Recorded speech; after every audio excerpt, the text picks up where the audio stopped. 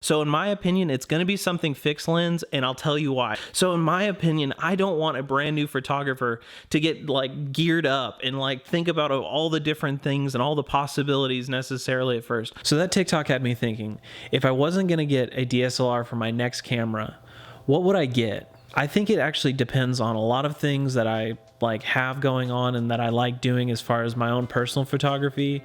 But I wanted to give you an idea because a lot of people I think get lost in the sauce with stuff like that when they're talking about DSLRs and manual focus and editing and post editing and having the right bokeh and all that other stuff and your aperture.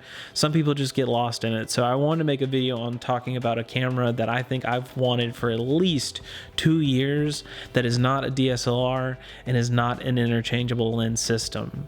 So if that interests you, stick around, wait for the intro, and we'll talk about it.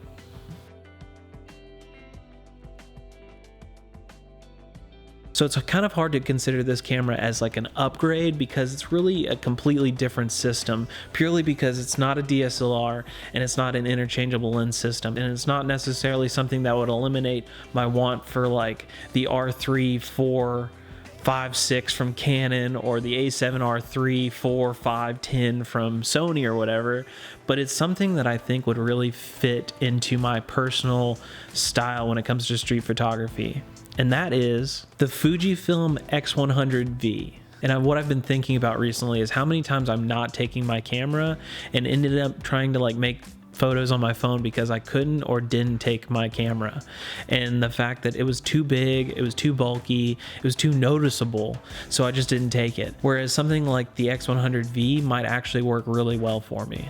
So when I'm thinking about like getting a new camera and thinking about the X100V specifically, I'm thinking about all of the places that I don't take this camera and I don't take this setup to that it actually might help me out for. Now on the other side, there are some other things that I really like about it, in the fact that like it does have that like that fixed lens, and it's a 119 I believe, or a 20, something like that.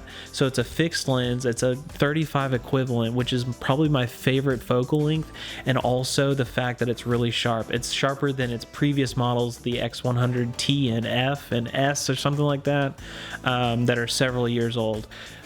But it's an idea that I think something that I would look into that maybe other people wouldn't. So I say all of that to say this, that I think there are a lot of times when people don't consider certain cameras because people will say that it's not a DSLR, or it's not mirrorless, or it's not an interchangeable lens system, or because it's not Canon, or because it's not Sony, or whatever, you know. Like there's always things that people will say about certain brands or types of gear that will deter other people who are either getting into something or looking into the next thing. Even if you're not a beginner, this doesn't have to necessarily pertain to like people that are just starting out, but all of those opinions will weigh on those people that are looking for that kind of stuff, and they won't do it. And I think that's wrong in some ways. I think that you should consider all of the different options because you don't know what the situation is that you might want that for or whatever, you know.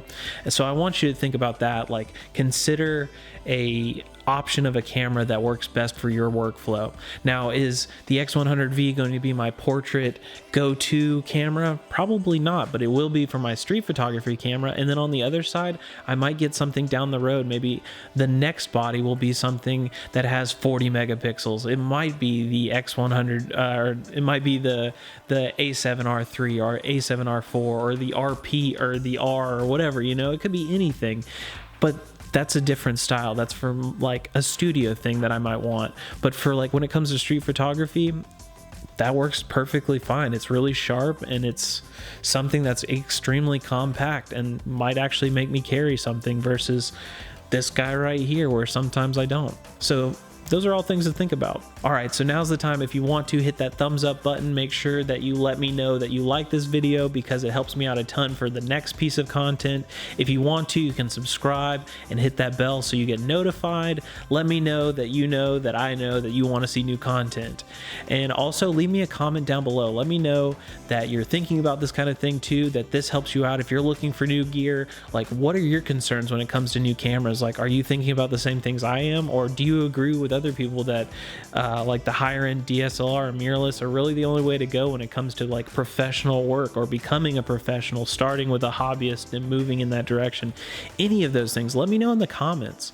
And yeah, with that, I'm gonna hit you with a and I'll see you in the next one. Peace out.